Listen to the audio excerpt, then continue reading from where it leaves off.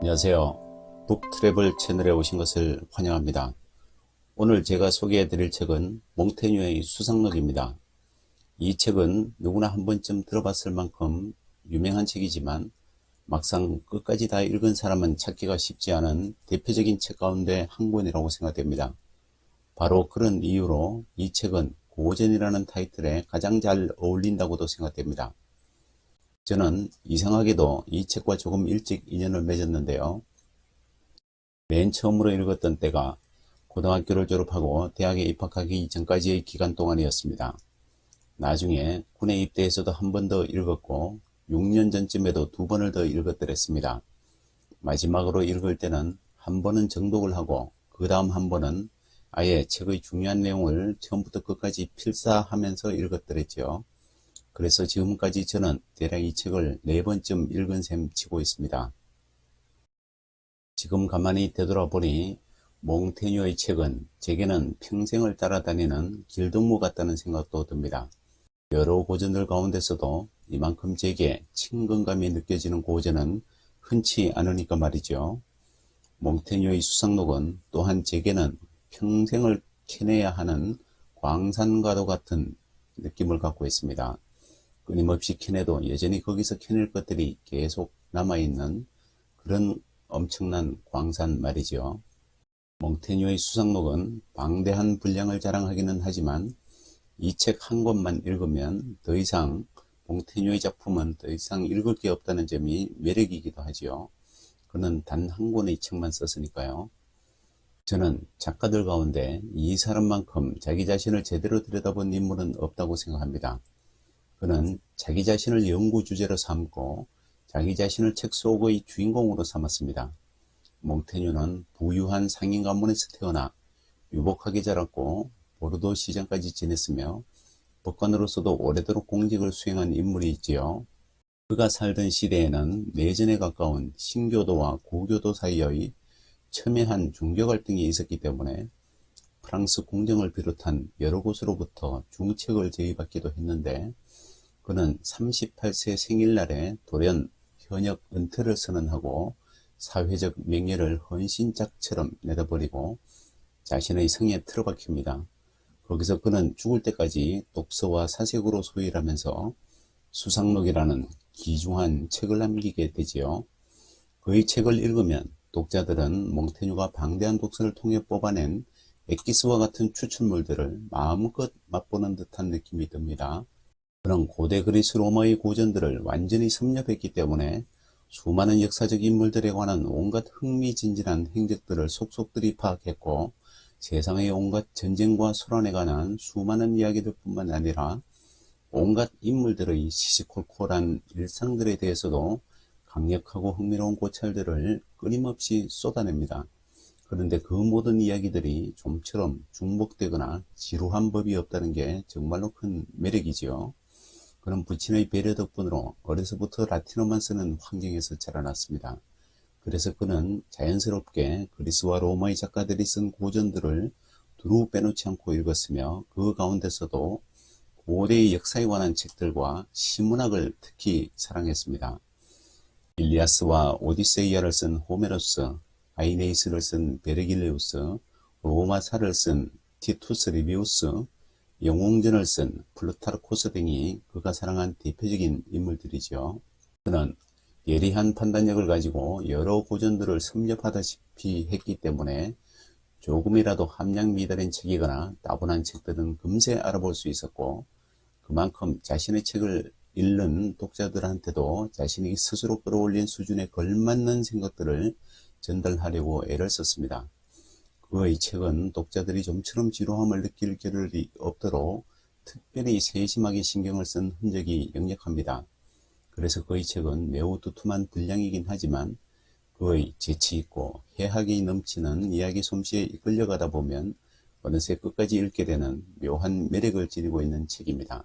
그가 에세이의 형식으로 쓴 수상록은 우리가 흔히 말하는 수필이라기보다는 차라리 역사와 철학과 문학과 심리학과 시를 두루 섞어 놓은 좀 기묘한 책에 가깝다고 생각됩니다. 그의 이야기는 온 우주와 세계의 근원적인 문제를 다루다가도 갑자기 친구와의 우정, 애인과의 연애, 음식과 여행으로 건너뛰고 종교와 영혼 문제를 다루다가도 코끼리와 고양이와 개와 토끼와 원숭이를 다루는 식으로 종횡무진 거침이 없는 게 특징입니다. 그의 얘기는 끊임없이 자기 자신으로 되돌아가지만 그의 얘기를 읽는 독자들은 몽테뉴의 글을 읽는 동안에 끊임없이 나 자신으로 되돌아오는 걸 느끼게 됩니다. 몽테뉴의 수상록을 읽는 핵심적인 매력이 바로 거기에 있다고 저는 생각합니다. 그의 문장은 훗날 셰익스피어에게 지대한 영향을 미쳤다는 평가만 봐도 알 수 있듯이 표현이 마음먹은 대로 자유롭고 막힘이 없어 보이고 진실하고 강직하고 용감하다가도 느닷없이 광대처럼 까불고 뒤로 자빠지고 어르고 달래고 불같이 화를 내다가도 어느덧 마음씨 착한 노신사처럼 유순하고 부드럽고 따뜻하다는 느낌이 듭니다. 그가 얼마나 신문학에 정통했는가는 그의 책에 인용된 다양한 작가들의 무수히 많은 기묘하고도 적절한 시구절만 봐도 쉽게 알 수 있습니다. 그는 한마디로 말하자면 인용의 대가라고 부를 만합니다. 그가 주로 인용한 시들은 호메로스, 베르길리우스, 루크레티우스가 쓴 작품들에서 뽑아낸 것들이 압도적으로 많습니다. 그리고 자기 자신의 표현이 조금씩 딸린다 싶은 대목에서는 키케로의 입을 빌려서 말하거나 거기서 조금 더 무게를 더하고 싶을 때에는 세네카의 입을 빌릴 때도 많습니다. 키케로는 뚜렷한 이유도 없이 몽테뉴에게 다소 밉보였던 인물로 보이지만 그의 말솜씨 하나만큼은 이 세상에서 그에게 대적할 사람은 결코 나오지 않으리라고 생각되는 바로 그런 사람이었지요.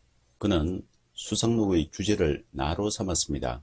그에게는 자기 자신보다 더 이해하기 어려운 인물도 없었을 뿐만 아니라 자기 자신보다 더 탐구할 게 많은 연구 대상도 없었기 때문이지요. 그래서 그는 끊임없이 자기 자신을 들여다보면서 온갖 다채로운 모습을 지닌 자기 자신을 묘사하는데 심혈을 기울입니다. 그래서 그는 결국 자기 자신을 탐구하다가 인간의 본성을 보기 드물 정도로 훌륭하게 고찰한 그런 인물이 되었습니다.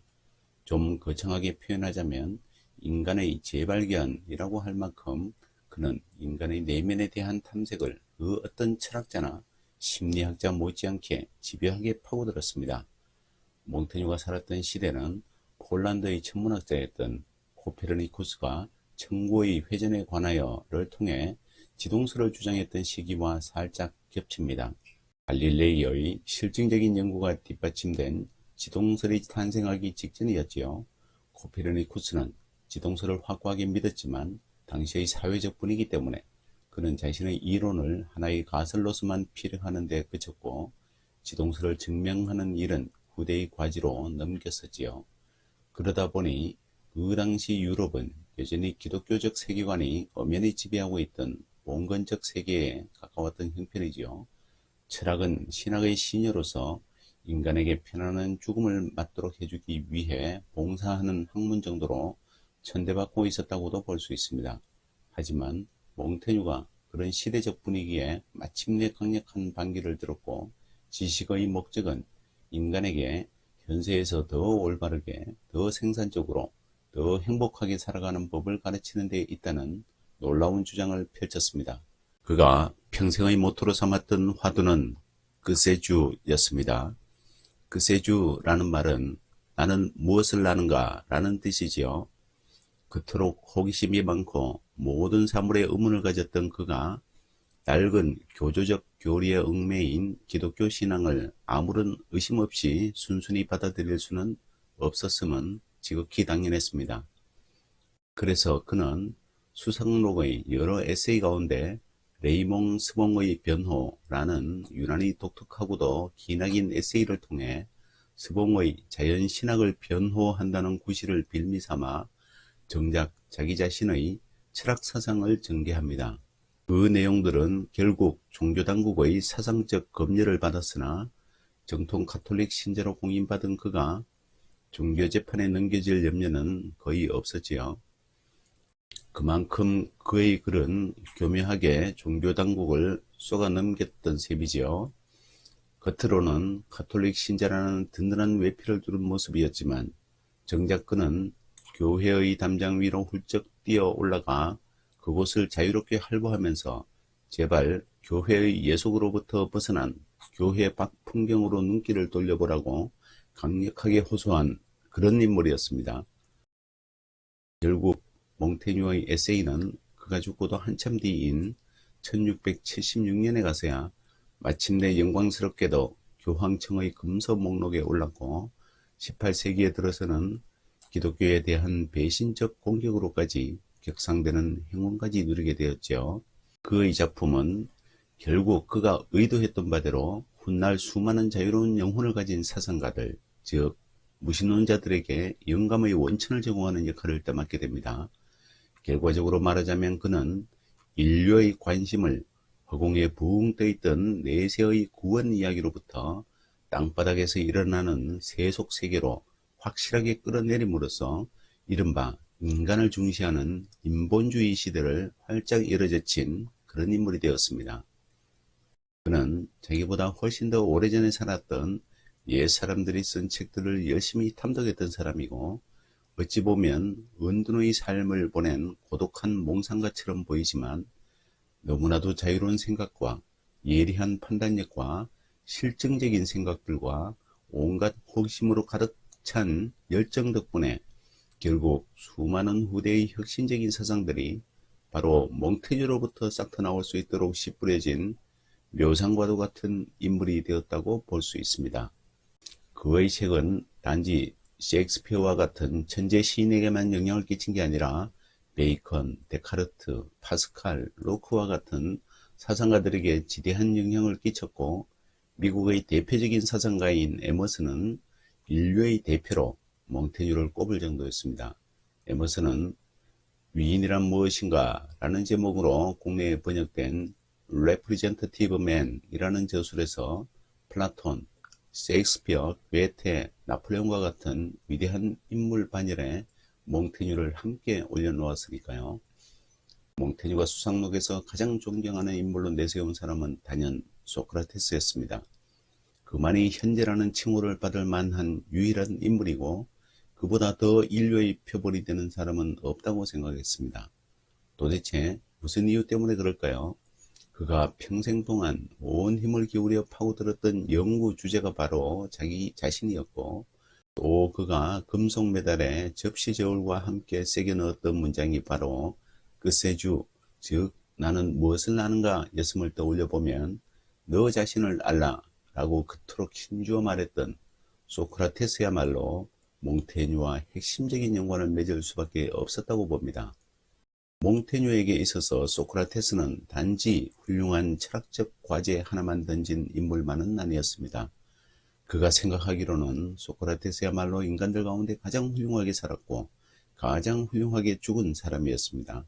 그는 이 책에서 시종일관 여러 인물들의 삶과 죽음을 살핍니다. 그리고 결국 그 이야기들을 빌려서 자기 자신과 독자들에게 어떻게 살 것인가를 질문합니다. 어떻게 살 것인가에 대한 물음은 곧 어떻게 죽을 것인가에 대한 물음에 다름 아니지요. 지금까지 인류는 현대의 유형으로 출현한 이후 대략 600억 명이 살았다고 합니다. 그 어마어마한 숫자에 못지않게 그들 각자의 삶 또한 얼마나 다양했을지를 상상해보는 일은 무척 흥미롭습니다.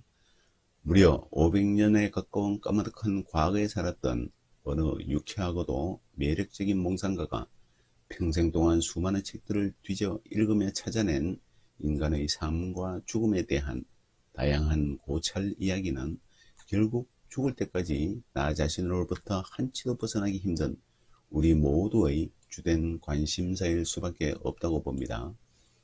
어느 한 인물이 자기 자신을 찾기 위해 부단히 애쓴 결과 그가 평생 동안 읽은 수많은 작품들을 통해 수백 혹은 수천 가지 사물들을 통찰한 결과물들을 우리에게 몽땅 들려주겠노라고 한다면 우리는 만사를 제쳐두고서라도 그 사람의 말에 귀를 기울여야 마땅하지 않을까요?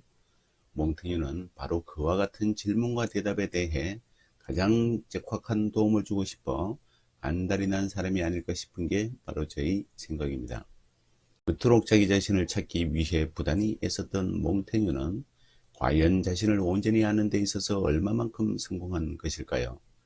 그 대답이 어떤 것이든 상관없이 저는 분명 그가 그 일을 그 누구보다도 성의를 다해 열심히 진척시켜 나간 인물이면 틀림이 없다고 믿습니다. 쇼펜하우어는 자신의 주저서인 의지와 표상으로서의 세계에서 다음과 같은 의미심장한 말을 남겼습니다.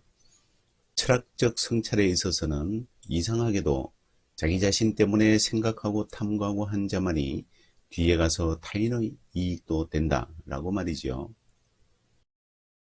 사람이 자신을 위하여 생각하고 탐구하고 하는 것은 무엇보다 먼저 일반적인 성의라는 성격을 보면 잘 알 수 있다. 이렇게 말하는 것은 사람은 자기 자신을 기만하려고는 하지 않는 것이고 또 자기 자신에게 씨없는 호도를 주지 않는 법이기 때문에 그렇다는 것이지요. 몽테뉴의 문장들이 읽을 만한 가치를 지니는 이유가 바로 여기에 있다고 저는 믿습니다.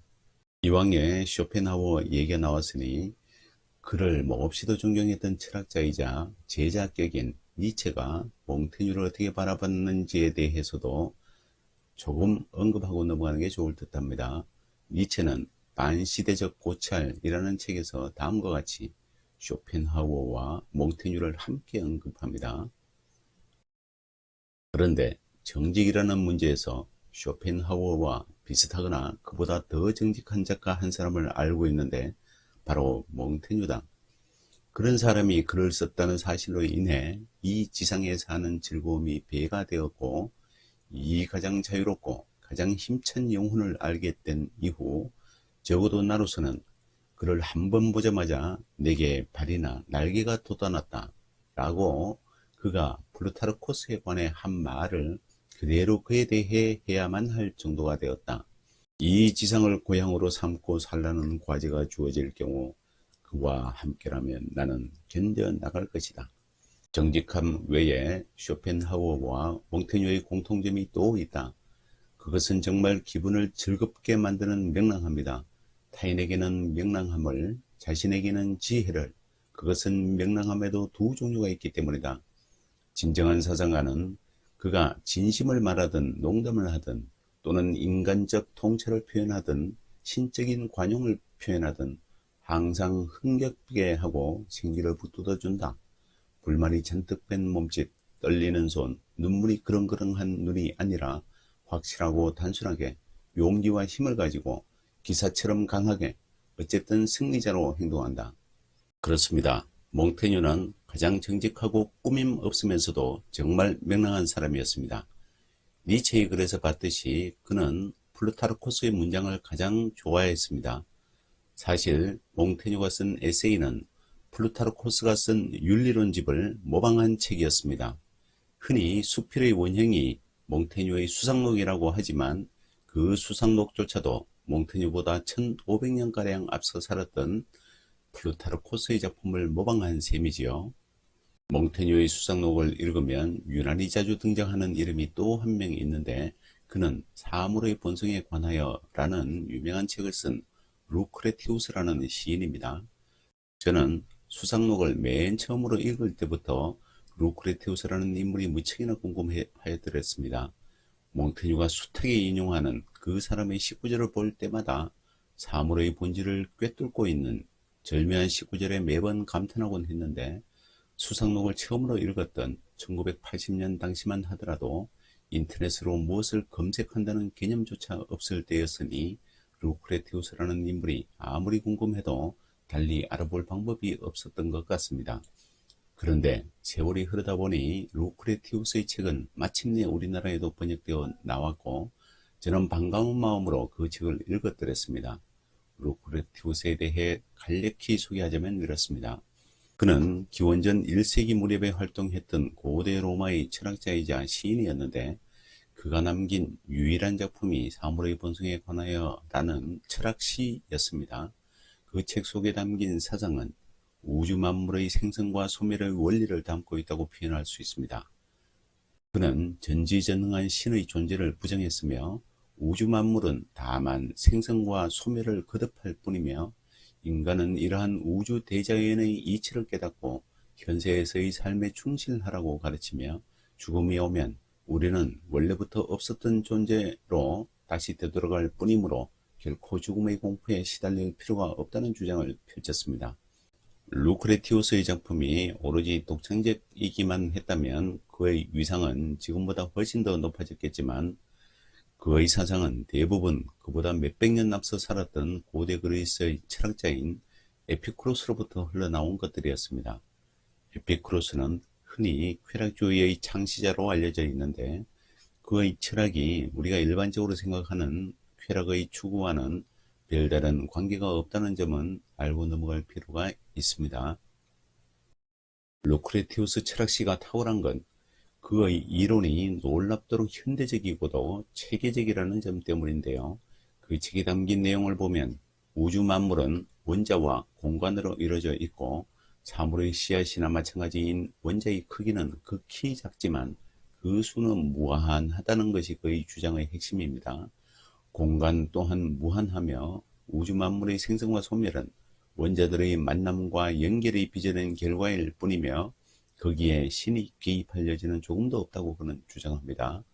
우주는 필연으로만 이루어진 것도 아니고 우연도 개입하는데 그것은 바로 원자들이 일탈하여 생기는 결과라고 합니다.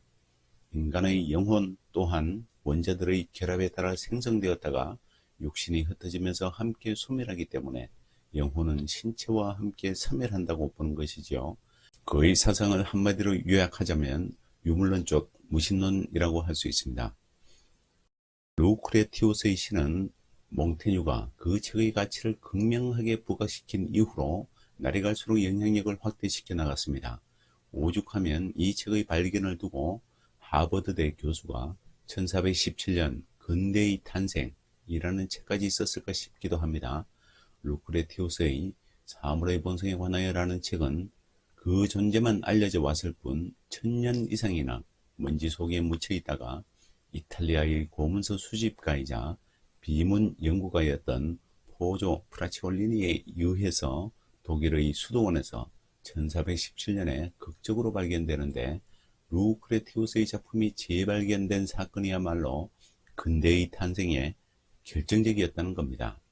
세상의 온갖 사물들에 대한 근본 이치에 대해 유난히 호기심이 많았던 몽테뉴가 라틴어로 쓰여진 루크레티우스의 책을 놓칠 리가 없었지요. 심지어는 셰익스피어도 이 책에 매료되어 맥베스라는 작품에서 루크레티우스의 19절을 그대로 인용할 정도였고 레오나르도 다 빈치와 마키아벨리도 루크레티우스의 시를 애독했다고 합니다. 또한 고대 철학에 정통했던 쇼펜하우어와 니체가 루크레티우스를 탐독했음은 따로 설명드릴 필요가 없을 듯합니다. 천재 물리학자였던 아인슈타인은 사물의 본성에 관하여 라는 책의 독일어판 서문에 이런 말을 남겼다고 합니다. 시대정신에 완전히 흠뻑 빠지지 않은 사람에게 루크레티우스의 시는 마법으로 작용할 것이다.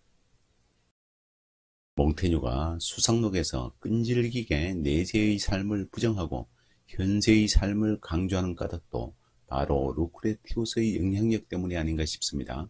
그가 루크레티우스의 주장에 얼마나 깊이 공감했던가는 그의 철학시를 자신의 수상록 속에 무려 100번씩이나 인용했던 것만 보더라도 충분히 미루어 짐작할 수 있다고 생각됩니다. 제가 가장 최근에 읽고 있는 책은 마르셀 프루스트의 잃어버린 시간을 찾아서 라는 작품인데요. 그 책 속에서도 몽테뉴가 너무나 자주 얼굴을 내밀고 있는 듯한 느낌을 받았습니다. 그래서 혹시나 프루스트가 몽테뉴로부터 받은 영향에 관한 뚜렷한 증거들은 없을까 하고 인터넷을 뒤져봤더니 아니나 다를까 벌써 떡하니 책으로 나와 있는 게 있더군요. 그 책의 이름은 바로 프루스트와 함께 하는 여름이라는 제목의 책인데요. 그 책의 목차만 보더라도 마르셀 프루스트가 몽테뉴로부터 얼마나 깊은 영향을 받았는지를 금세 알아차릴 수 있겠더군요. 아직도 몽테뉴에 관해서라면 할 말이 많이 남아있다 싶지만 시간 관계상 그에 대한 소개는 대략 이 정도에서 마무리하도록 하겠습니다. 오랜 시간 시청해 주셔서 감사합니다.